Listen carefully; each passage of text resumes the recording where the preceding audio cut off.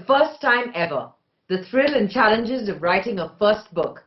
As Sylvia Plath said, and by the way, everything in life is writable about if you have the outgoing guts to do it and the imagination to improvise. The worst enemy to creativity is self-doubt. But what is the adventure and stimulation you need to be a first-time writer? After all, there is no greater agony than bearing an untold story inside you, said Maya Angelou.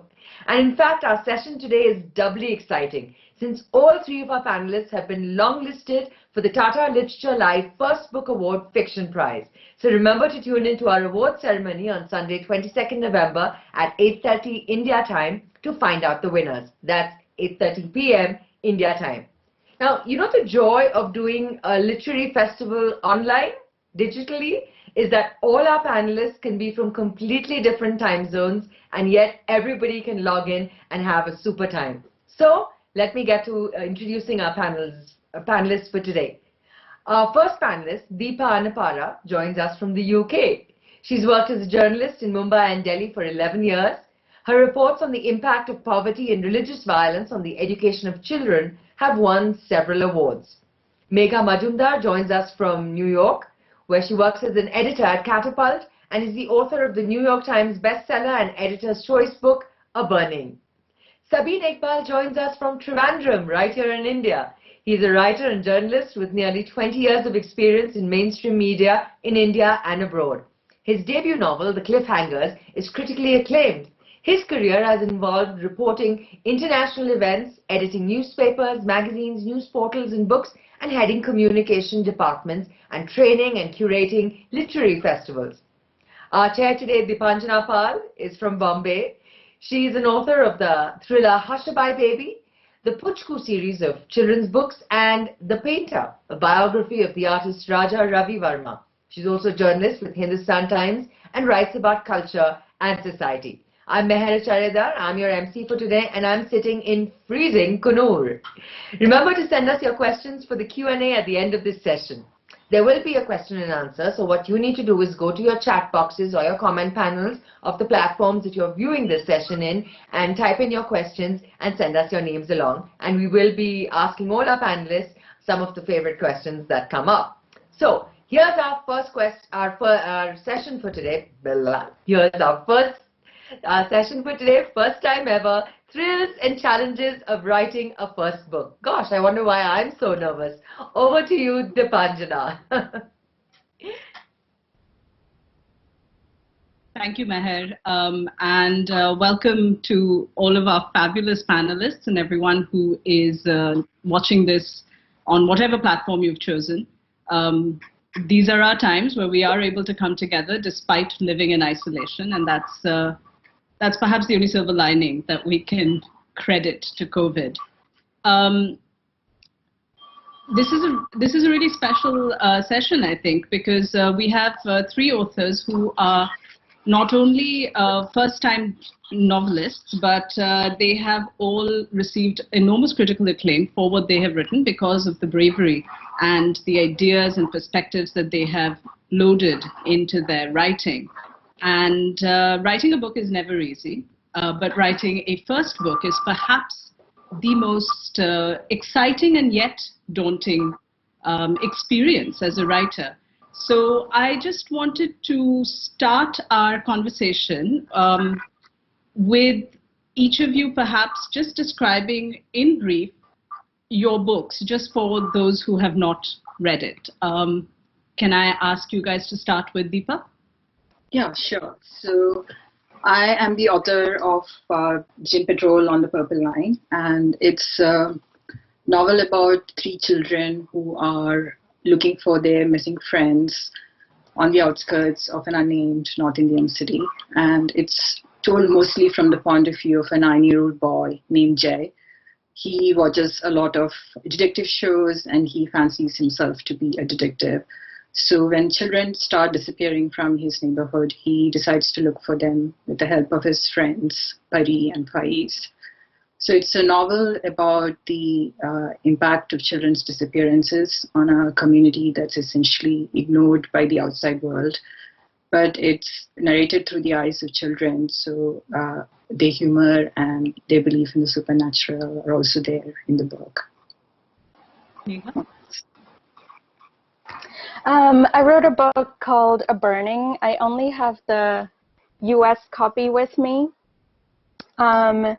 It's a novel about three people who are chasing big dreams while society takes this dangerous turn toward right-wing nationalism around them. And the three characters really quickly are this young woman who all she wants is to rise to the middle class, but she gets into trouble because of a politically risky comment that she makes on Facebook.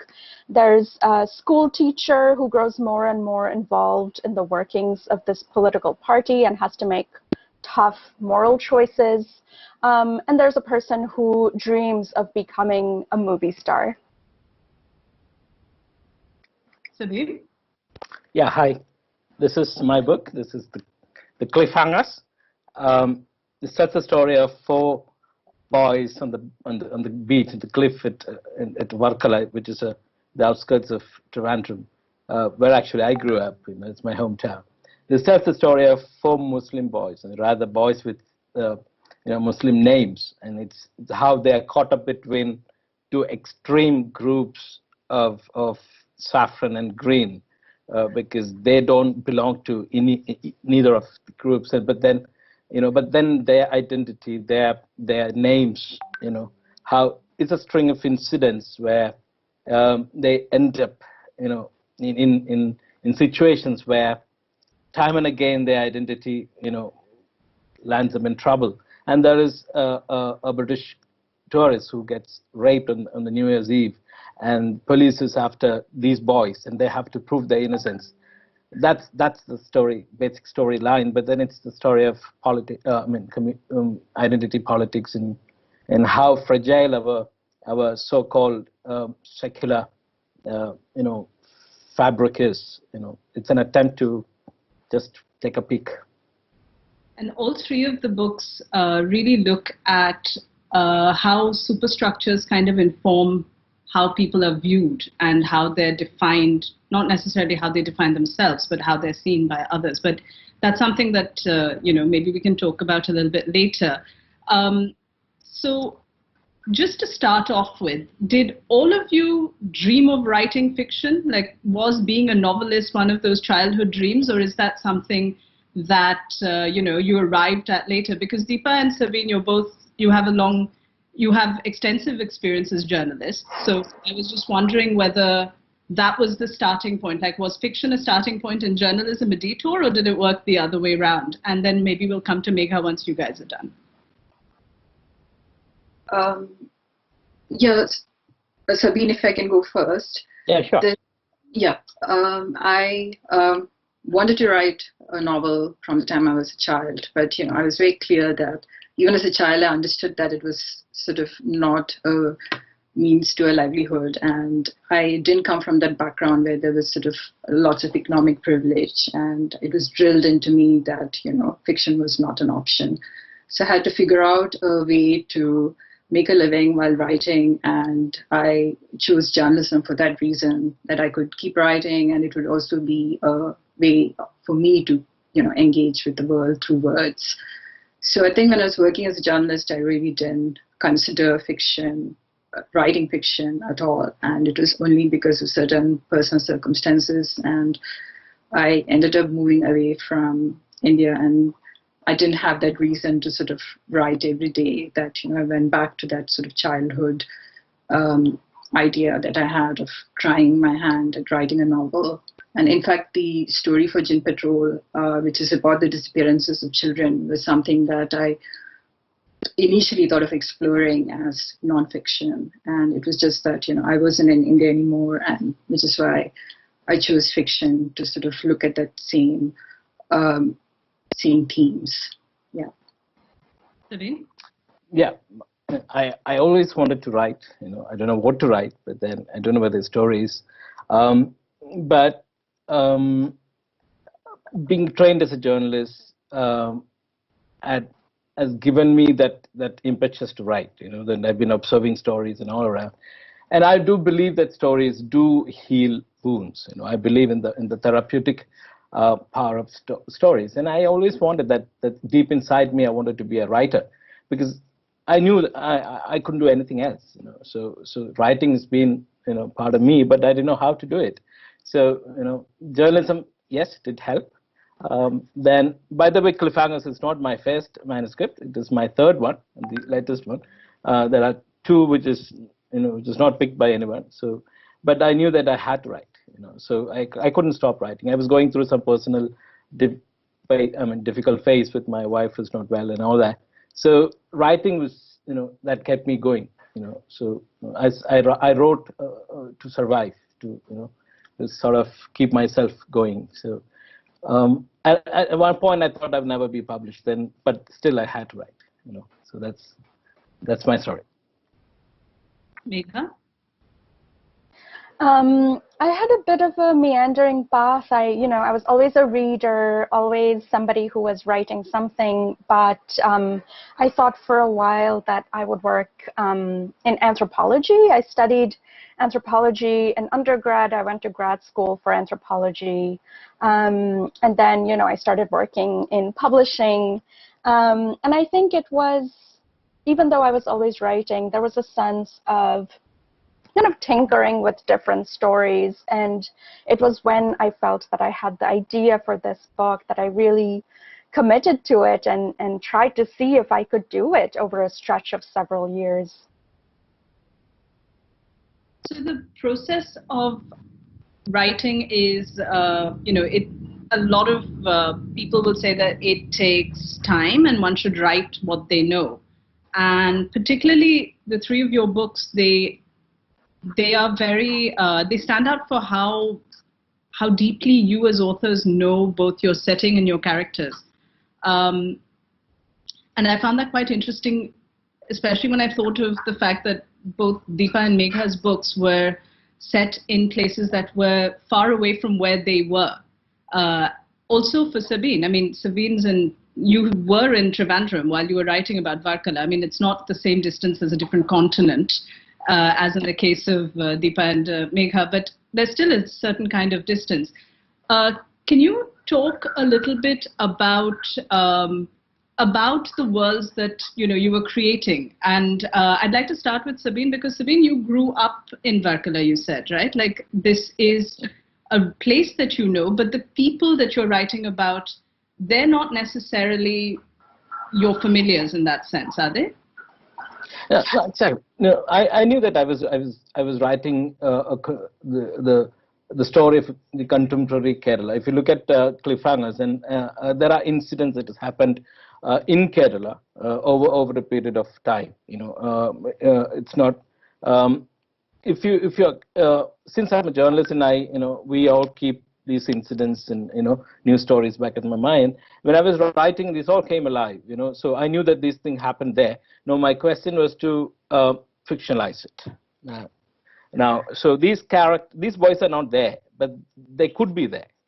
So that's the thing, and the situation there, and I'm extremely disturbed by the way that our society is moving towards a sort of polarized stand, and I'm disturbed in my spirit. So that is a reflection, and that's my way of responding to this the situation. Why the society, India as large and Kerala in particular, such a harmonious society, and now in deep in our heart we can see that difference surfacing.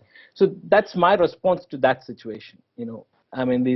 So I can step out and meet these guys when I go to the cliff. They'll still be hanging around. They're sipping their beer. So it's that immediate for me.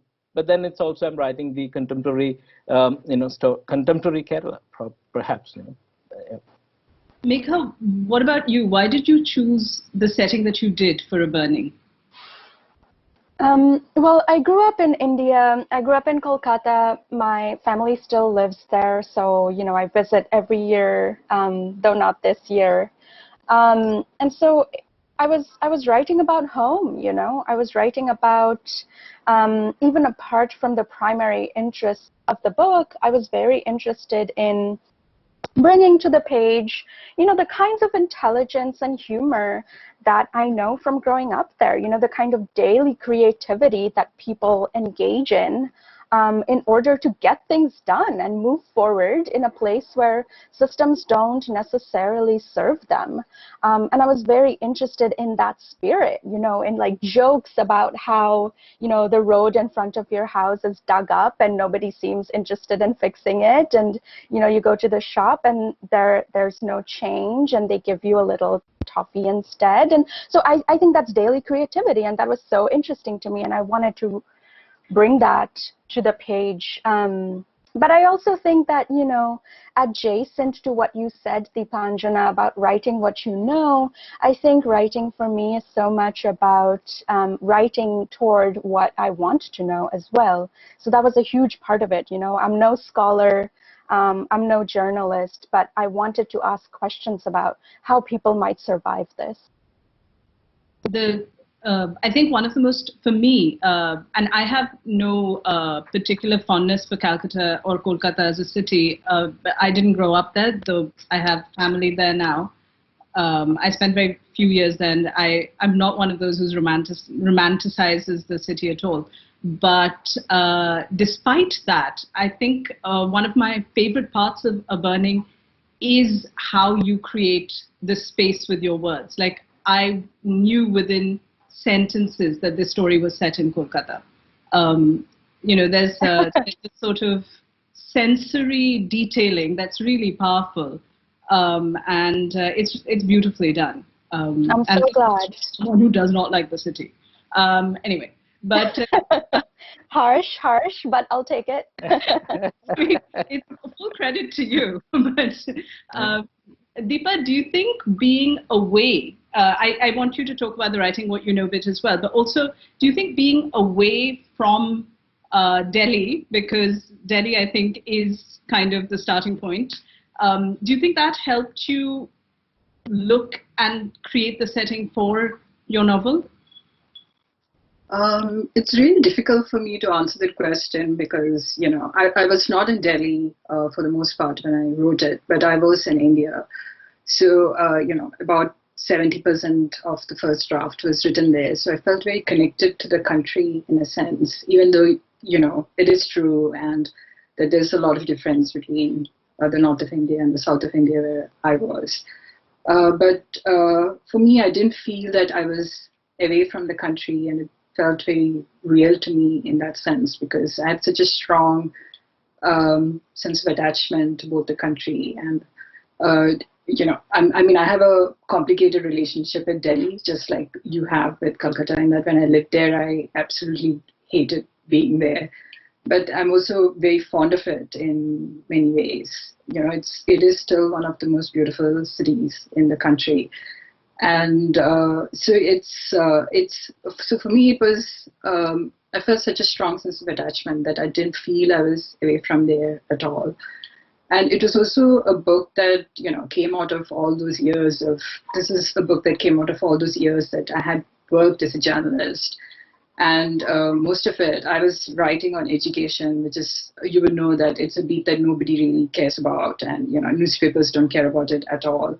Editors are not interested in stories about poor children.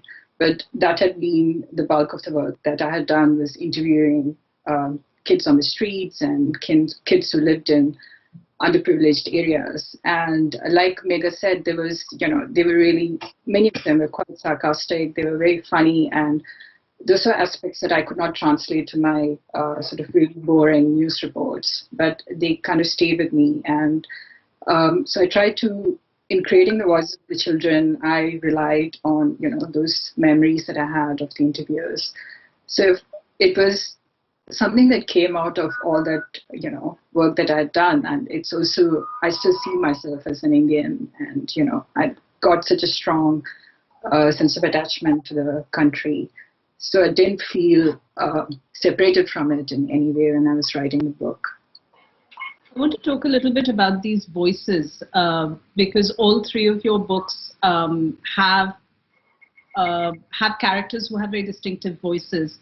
And it's a very complicated thing to get the right tone Because on one hand, there's a basic translation that you're doing as authors, which is that these characters would not be speaking in the English that you're writing. And there's also a translation in terms of where you stand as, your position of privilege, where you're writing about people who are from a different different access to privilege and different kinds of strata that they inhabit. So you're having to do multiple kinds of translation when you're writing these voices. And it also, the reader has to feel like these voices are sounding authentic, even though they can't really be authentic because you're writing it in English to begin with. So can you talk a little bit about this? Because, it's really hard to do. It's very hard to also feel authentic to a wide range of readers because, there's certain things that, for instance, there may be usages that would sound completely on point to someone who has been to Varkala and has heard the kind of, the kind of way the language is used, but it may not feel authentic to somebody who hasn't heard that kind of language being spoken. So I'm going to come to each one of you. And maybe I'll start with Megha, because, I think you took a really bold decision when you decided to have a very distinctive tense and way of speaking for your trans character. And I wanted to actually ask you why you wanted to do that, because that's very different from what you do for the other characters. And for me, it was a bit of a stumbling block when I was reading it, because it just felt like it had got a little too performative for me as a reader. But at the same time, I kind of felt like when it started off, it was great fun. But that may be just me. But I was very curious about why you wanted to do it. And then I'll come to Deepa and Sabin after that. That's such a rich question you're asking, Deepanjana, about these forms of, legibility and translation and register and voice. So for Lovely, the character you're talking about, again, for those who are watching, she's the character who goes to these dinky amateur acting classes, wants to be a movie star. I felt that I wanted to write a voice for her that would come out of her aspiration. I wanted to get her humor, her struggle, her wish to learn English in that voice. And I also wanted to gesture toward, just what you're talking about is that these characters would not be speaking in English. So for Lovely, I dared to think about what would it look like if she did, because I was thinking about, of course, English has a very fraught history in India, and it is now, of course, the language of the elite and the privileged.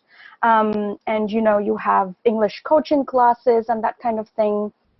When I was a kid and I was trying to apply to schools after kindergarten, I didn't get in anywhere because my English was so poor, and I had to go to one of those English coaching classes when I was really little. So that sense of you have to learn English to move up, to get the roles that you want in this society, that lesson really stayed with me. And I felt that that would be something that this character thinks about as well. And it's also particularly relevant, I think, in when you set a story in a place like Kolkata and West Bengal, because West Bengal took that rather landmark decision of having Bengali medium schools, like making Bengali the language of instruction in schools and privileging it over English, which I think for at least a couple of generations in their minds, it was like it's going to put us back, because it's not like this stopped the fascination for being anglicized. But yeah, what impact it had sociologically is something that I hope somebody's studying. Sabin, I wanted to come to you about this because, one of the things that struck me about the voice that you have is that there's a lot of poetry, there's a lot of poetic turns of phrase that you give to the narrative voice. Why did you want that? Why did you want it to sound so lyrical? No, a couple of things. See, as Megha just mentioned, in the boys in the cliffhangers, if you've read that, that their aspiration is also to learn English for a better life.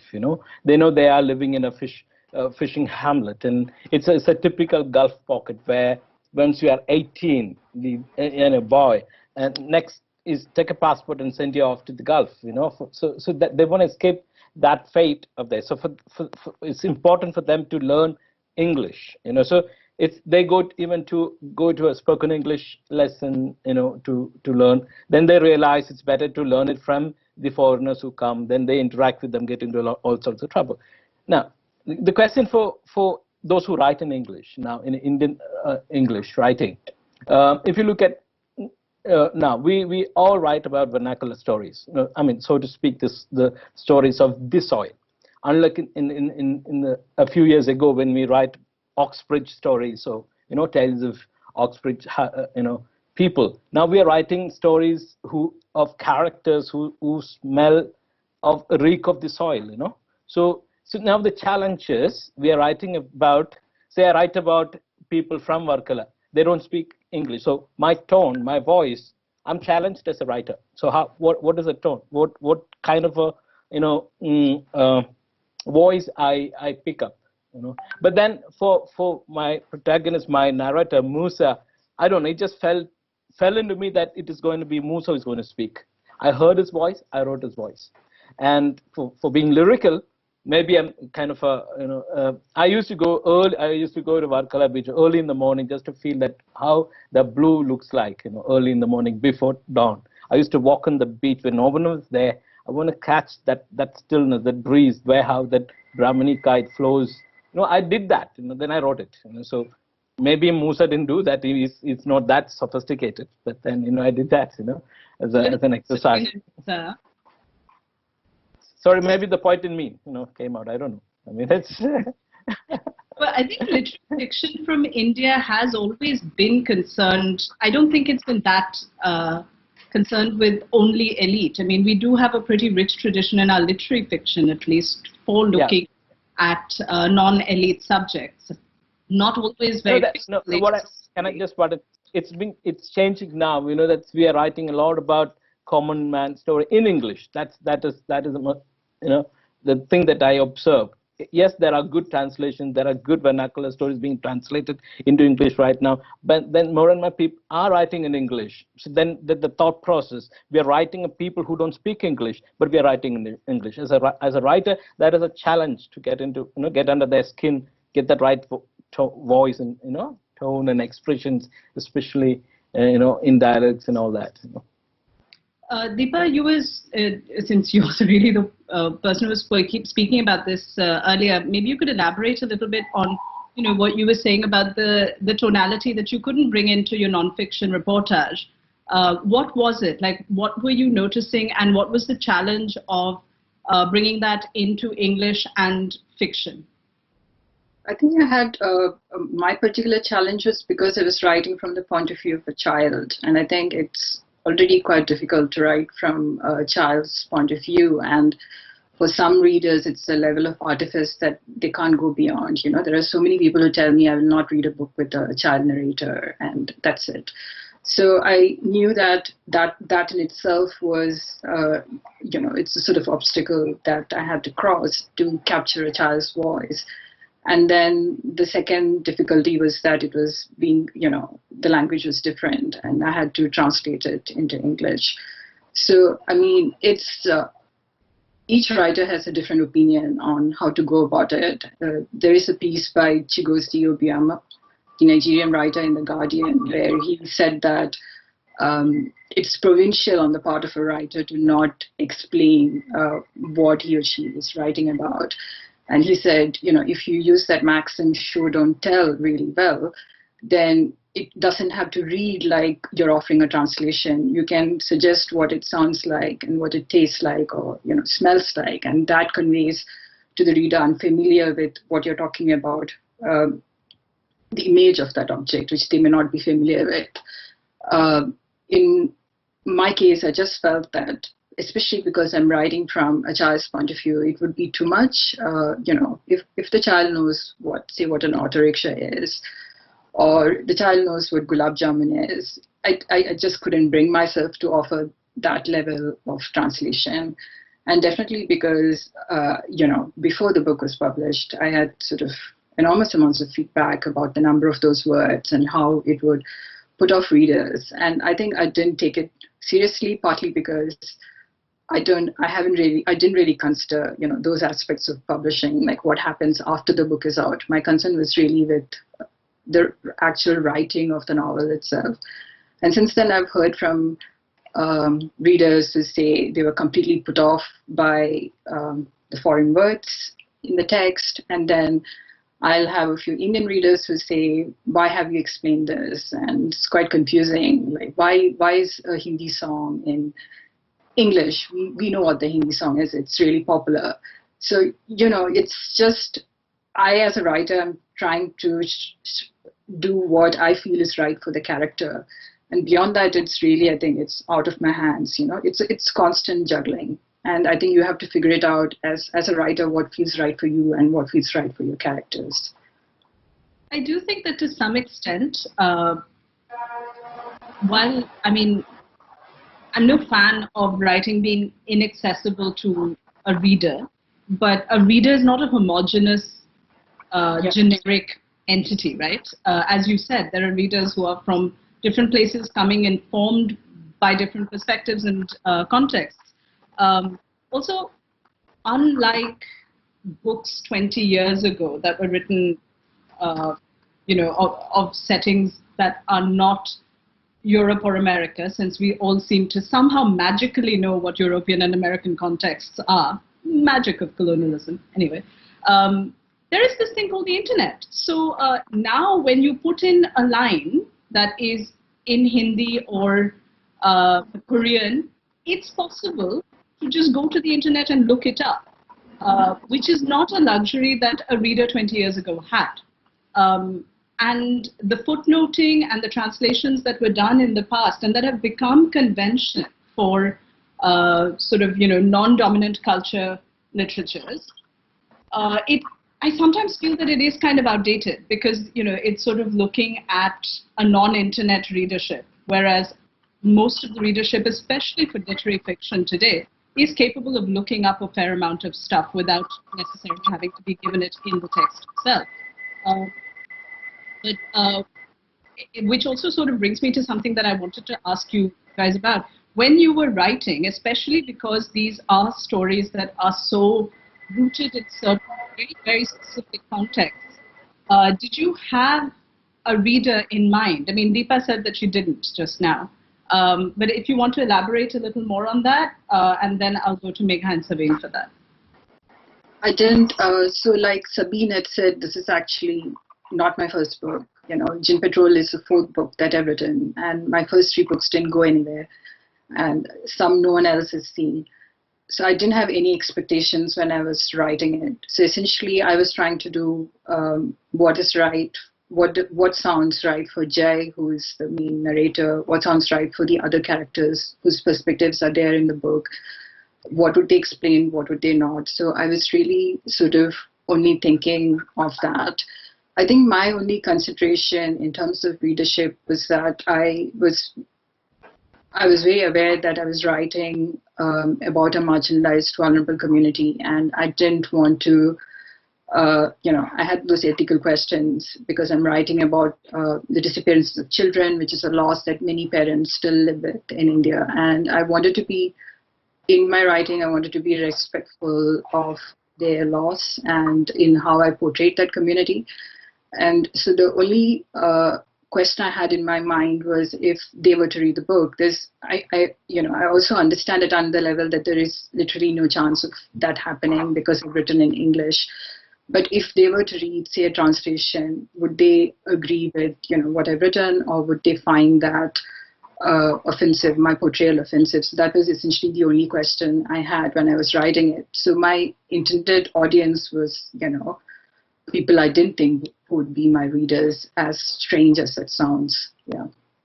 Sabin, did you also have the Musa and Jahangir reading the book? No, yeah, Deepanjana, my, as I said earlier, it is a kind of a frustrated response to what's happening around, in our society. So I want to put the story out, say that, see, we are changing. Our communal harmony is as fragile as papadum. It could be, broken any time. So I had this message to send out to, I don't know who it is, whoever reads it, say, hey, Kerala is changing. Kerala society is changing. As a journalist, as a writer, I'm disturbed. As a common man, I'm disturbed. So that is a message I'm going to put out to. Honestly speaking, I don't know who to, but then I just want to shout it from the rooftop, saying that this is what's happening.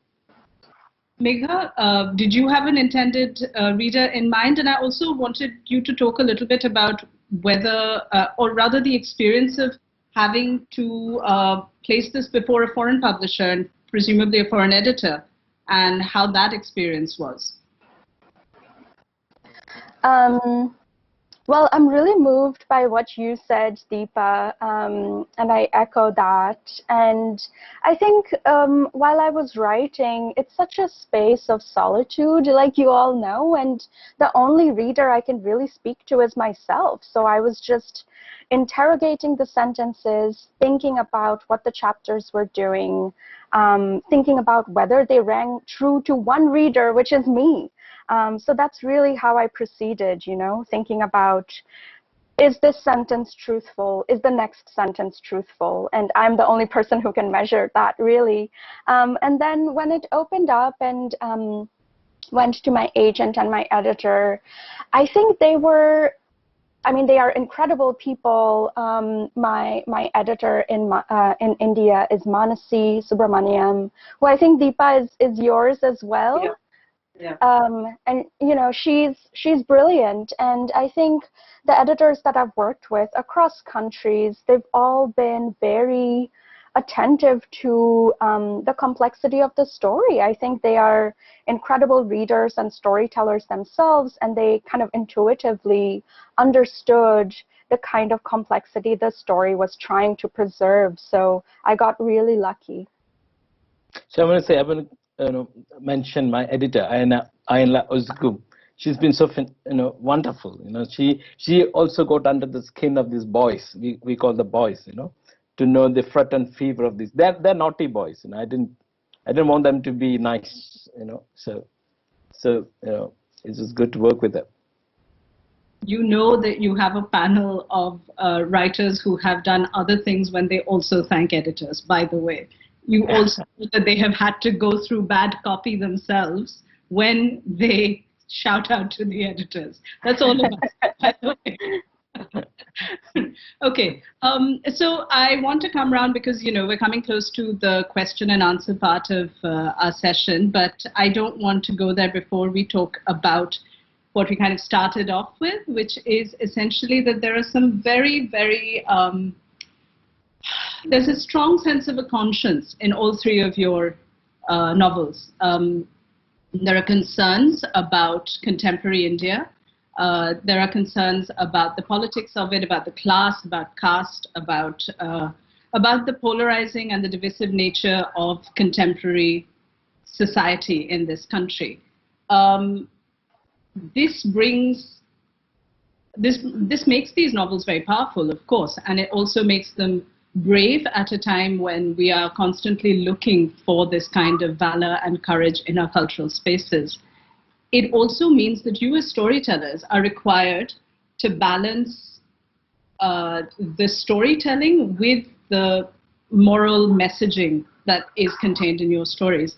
Can you talk a little bit about how important it was for you to write about these realities and how you balance that with just essentially telling a story that will engage the reader and not just feel like a sort of, a lecture or a rant on contemporary India? Let's go with Sabin first. Yeah, that's a challenge when we string together things incidents that happened. My challenge was not to, sound like I'm doing a documentary.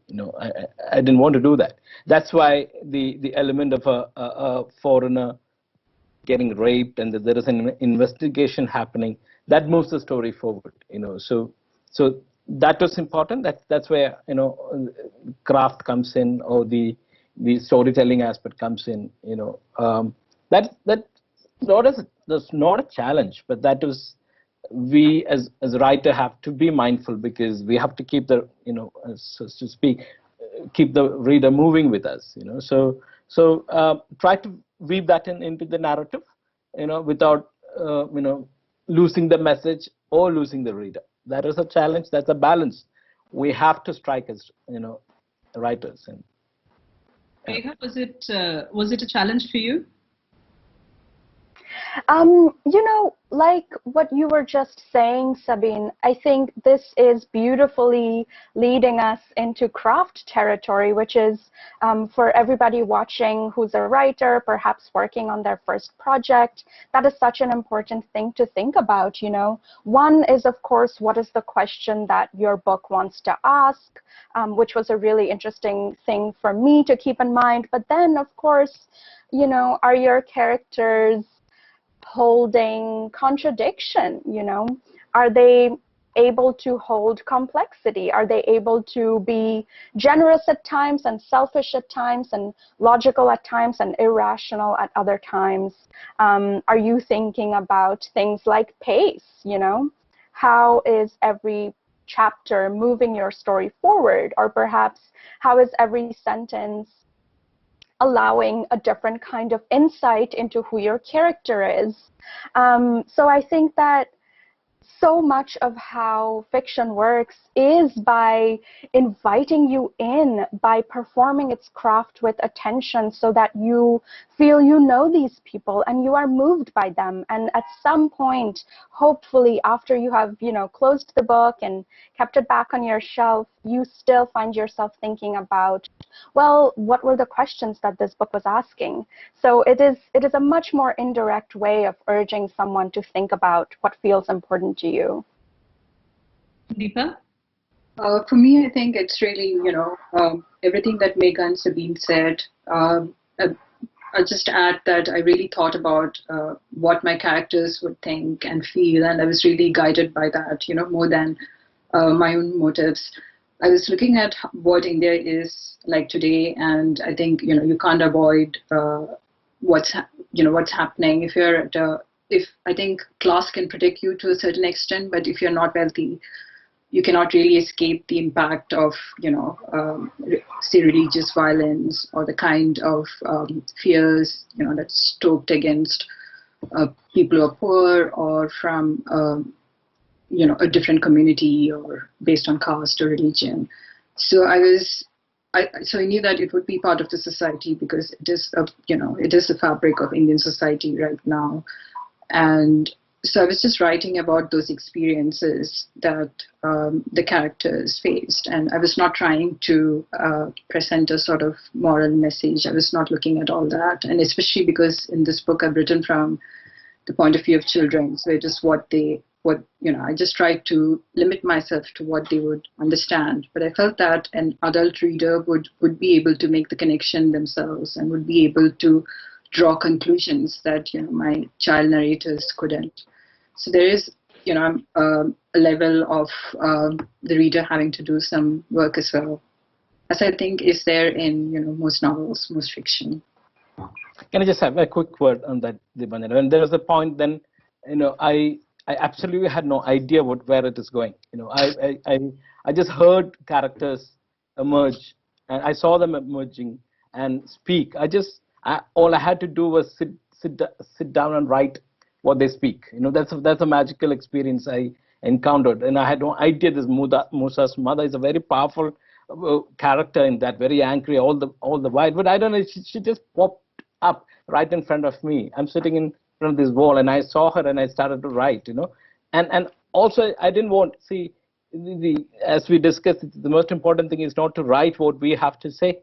And to strike that balance is very important.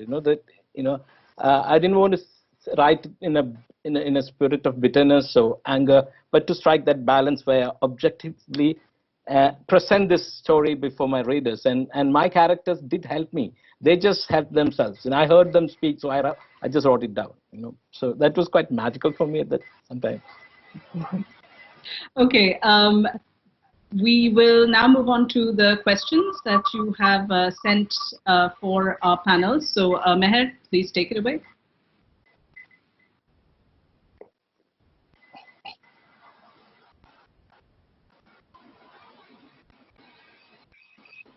Sure thing, Deepanjana.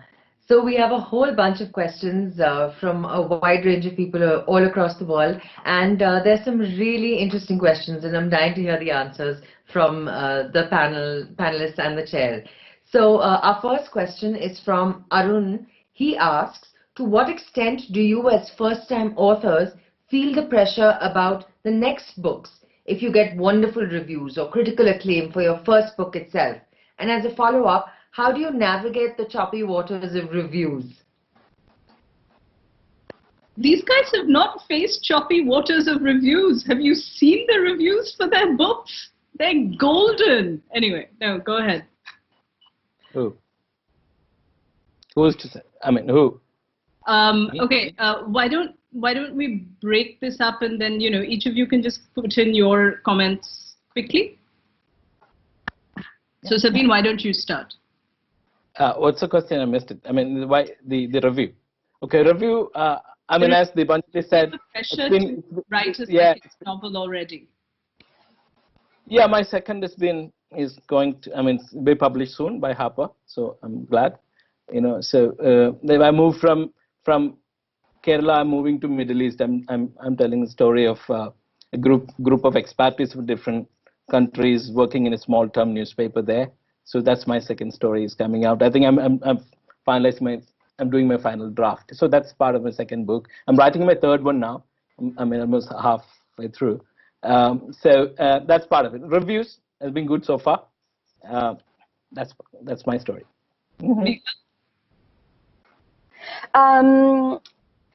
I think the space of writing a first book, there is so much freedom there, and you might get reviews and you might get attention, but every writer in this room knows that when you sit down to write, it is that space where you are in conversation with what you are interested in. You are in conversation with what you are curious about. And that space of solitude and stillness is really vital to protect. I think in that space, you don't think about other readers or, what you've heard. You just try to create the most ambitious, truthful work you can. So receiving encouragement is a huge boost, I'll be completely frank about that. It's a tough year in which to launch your first book, and to have some attention and to be able to cut through some of the noise, it has felt really gratifying, and I'm really grateful, and I'm just taking it all as encouragement to keep going. Deepa? Yeah, I agree with what Megha said, that, when you're writing, it's just a page and you. And for me, it's really, I think it's different for different writers. Some writers are really happy to read every review and to be on social media and, have a chat. And then they can just get back to writing. And I'm not that kind of person at all. And I need my sort of silence and quiet. And so I do try to protect that. And I am very protective of that space. And I try, to push all those other thoughts away about what anyone thought of my book.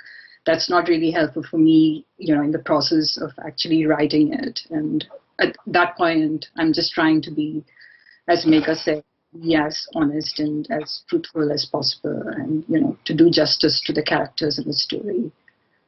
I don't really think about anything else during the process of writing. Great. So as a takeoff for what you just said, Deepa, Mahima asks, first books are often semi-autobiographical. Is it true for your books as well? Is it almost part of the process of writing, a way to examine yourself as a writer?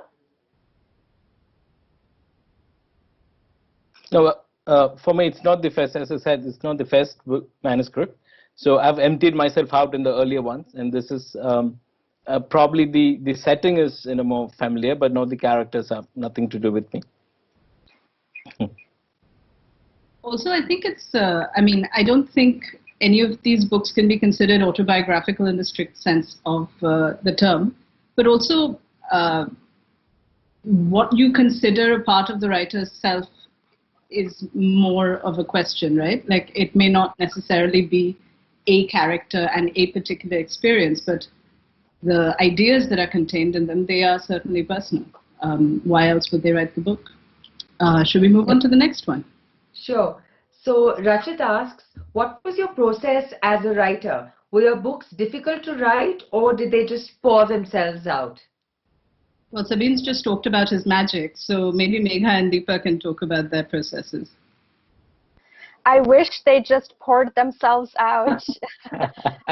Unfortunately, for me, it was, very slow. And like we mentioned in the beginning, the whole time I've had a full-time job. So I really wrote this book, in maybe 45 minutes in the morning before going into the office. And then in the evening, if you have any energy left, then you try and find a bit of time. So I really wrote it in tiny pieces over about 4 years. And what I learned was that this is such a disciplined thing to do.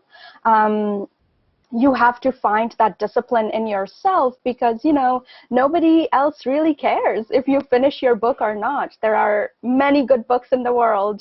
You're the only one who has that conviction and that faith, and you're the only one who feels, I have to tell this story.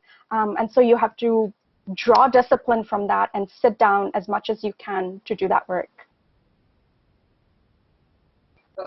Yeah, sorry. For me, it took a really long time to write this book from, first having the idea and then it actually the process of starting to. IT faces today, or is it more important to write about what matters to you?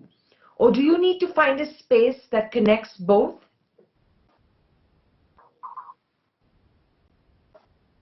I think, there's something that I'd just like to add as an addendum to this question because, it's quite obvious in all three books that these are issues that the authors care about tremendously.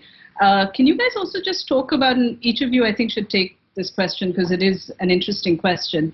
What for you is the role of literature and novels in a society? Sabin, would you like to start off? Yeah, as I said earlier, stories heal wounds. I believe in that. Stories got that therapeutic effect individually and for a society. That's one. Second, as writers, we do respond to situations around us. That's our as an artist. That's my response, my responsibility to the society that I reflect. That I can't. There's no way. No other way that I can do that. That is my tools are my words. So I keep writing. If it is published, it's published. Otherwise, I write on my blogs and all that. I have to write. I respond. That's the way I am. I'm. That's the only thing I can do. I can't go and flap anywhere. So I just write. Whether it's in the form of a book, it gets published. Good enough. That's happy. But the response is there as a writer. Deepa? It's, I don't know if this comes from having been a journalist, but I was definitely, sort of politically motivated as a journalist in what I wrote. And that sort of impulse is still there in my fiction. But that's just the way that I am. And I don't really expect every writer to do that way. And I think, there is something to be learned from, all sorts of literature, whether it's about something really personal or, which looks at the larger issues of a country or a society. For me, it's, I understand the world through literature and I understand myself by reading books. And I think that's why we all turn to books for, for comfort and consolation and understanding. So that is what I see as literature doing. I don't really know if it needs to have a sort of political purpose. For me, as a writer, that's the only way I am able to write, but I don't see that as the responsibility of every writer. Megha? I agree with everything said. I will just add that, again, for the writers watching who are thinking about this, I would say to think about a question that you feel really strongly about. You know, what is something that you keep talking to your friends and family about? What is something that you keep worrying about, feeling alarmed about? That is a good place for you to see what it is that you truly care about. And I think you might feel that it's a place which brings together personal concerns with larger concerns. And that's a really good place from which to begin your story. Shall we do one last question, Meher? I think we have time for that, right? Yeah, if we can do it fast, maybe even two. So, Mehul asks, how easy or difficult was your journey to get published? Deepa, do you want to start off? For me, it wasn't easy. I think it took sort of 10 years or 12 years. I don't really know, since I seriously started writing fiction, and that's partly because I had been a journalist and I didn't really know how to write fiction, so I had to teach myself, and it took a really long time. That's the short answer. Megha? Well, so when you have a manuscript, you have to go through various steps to get them published. And, you know, first you look for a literary agent, you sign with an agent who submits your work to publishers, then you have chats with different editors.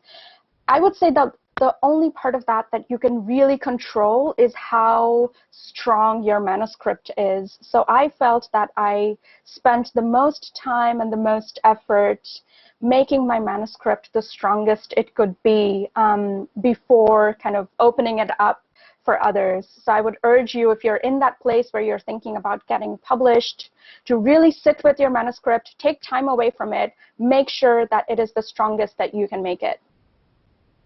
I think that's great advice. Sabin? I've been writing for 20 years to get published, so not the same manuscript though. But then, but there was a point when I thought I would never be a published writer. That's fine with me, but I had to write. I kept writing. I have to write whether it get published or not. So that's my story. It got published. Yes, got a breakthrough. Happy. So grateful. But it's not difficult. It's not easy. For there's a thin line between getting published and not getting published. There are better writers who are not published than published writers, and I know them. So getting published doesn't mean that you are a good writer, but it's a breakthrough. There are many components to it. You have to be, as they said, Megha said, the manuscript has to be good. Everything. There are different components, then it works together. So Deepanjana, quickly before we end the session, I'll hand it over to you if you want to make some closing remarks or want to get the panelists to make some closing remarks. Thanks, Meher. Before we end, I just want to thank all three of you for a really wonderful conversation. And before we go, what I would like for each of you to do is to tell us about one book or work, a literary work that inspired you to write fiction. Should we start with Deepa? Sure. For me, it was a book that I read as a child, it was in Malayalam, which is my mother tongue, which is N.T. Vasudevan Nayar's Randam Oram, or it's translated as, I guess, Second Turn. And it's a story it's a retelling of the Mahabharata, but it's told from Bhima's perspective. And, I was a child, and it blew my mind that this sacred epic could look so different because it was narrated from a different perspective. So I think now I understand that it's called defamiliarization in literary terms. But I didn't know that as a child, and it showed me the possibilities of fiction, and really wanted me to be a writer.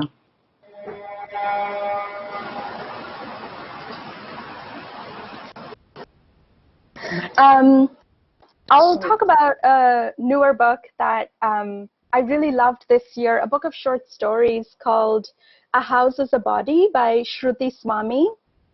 And for anybody who is thinking about how to write fiction, highly recommend this book of short stories. Think about, where they start, where they end, what kind of reflections and subversions they contain. It's a really rich book to think about craft with. Sabin? Yeah. I thought the magic happened between the God of Small Things, that's when I really wanted to write, and then there are a few other books, but then that one book would be that. Fantastic. Thank you, everyone. Meher, it's over to you. Thank you so much. Huge thank you to Deepa, Megha, Sabin, and of course our chair Deepanjana. For first-time writers or writers who just haven't been able to get themselves to type on that blank piece of paper, I think this has been a supremely knowledgeable session. Or even for lazy writers like me who just don't know where to start, I think we seem to have all got our little piece of inspiration today. So thank you so much to all our panelists and our chair for this wonderful session. Our session tomorrow morning at 11:45 is Inside Story, the life and literature of Martin Amis, where we have the outstanding Martin Amis in conversation with Anil Darkar. So do join us for that tomorrow morning at 11:45 India Standard Time. Also remember to log into our website, tatalitlive.in, so you can bookmark and not miss any of your favorite events that are coming up on Saturday and Sunday. Huge thank you to our title sponsor Tata, and this session was presented by LIC. That concludes our sessions for today at Tata Literature Live 2020. Thank you so much for being here and for being such a vital part. Our festivals are only as good as our audiences, and you have been a fantastic one. So stay tuned and stay safe. Good night. I'll see you tomorrow right here at Tata Literature Live 2020.